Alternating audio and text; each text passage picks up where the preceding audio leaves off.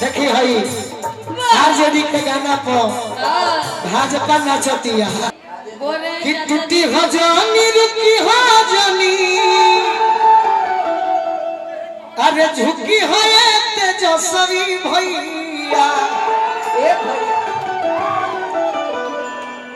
गरीब वाला लड़ी हो लड़ैया तेजस्वी भैया गरीब वाला लड़ी हो लड़ैया तेजस्वी भैया। देखी हई आरजेडी के गाना पर भाजपा नाचतिया टूटी हो जानी रुकी हो जानी झुकी हो तेजस्वी भैया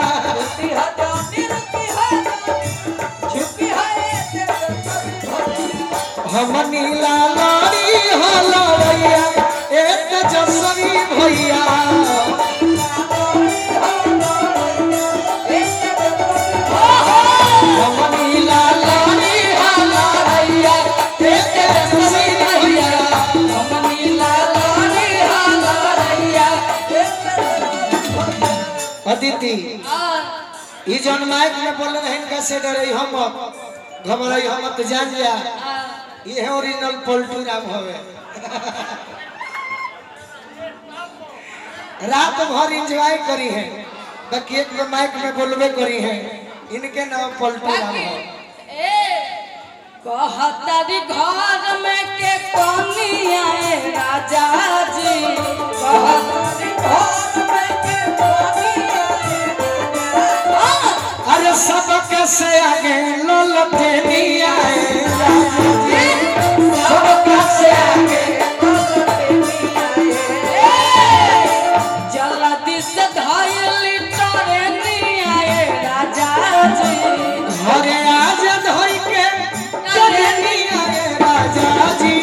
सब कैसे आगे ललते निया राजा जी सब कैसे आगे ललते निया राजा। और आगे गाओ लालू जी के की सबरी बला यह बात चाचा देहात चाहे सो यह बात चाचा देहात चाहे सो यह बात चाचा देहात चाहे सो। कंपटीशन है जे बा कि आरजेडी है ने बा एने है भाजपा बिया भाजपा के पानी ना पहनिया राजा जी भाजपा के पानी ना पहनिया राजा जी सब कैसे आगे ललैया राजा जी सब कैसे आगे ललैया राजा जी अरे सब कैसे आगे ललैया राजा जी सब कैसे आगे ललैया राजा जी सब कैसे आगे ललैया राजा जी सब कैसे आगे तारा खातिया देश हम सुनाओ पितृपक्ष में इस सुपुत्र के धन्यवाद दिया जाला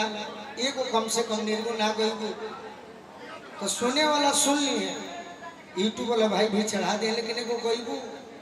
निर्गुण टाइप के कुछ तो उसे तहार पहचान बनी कि नहीं। अदिति को ये भी आता है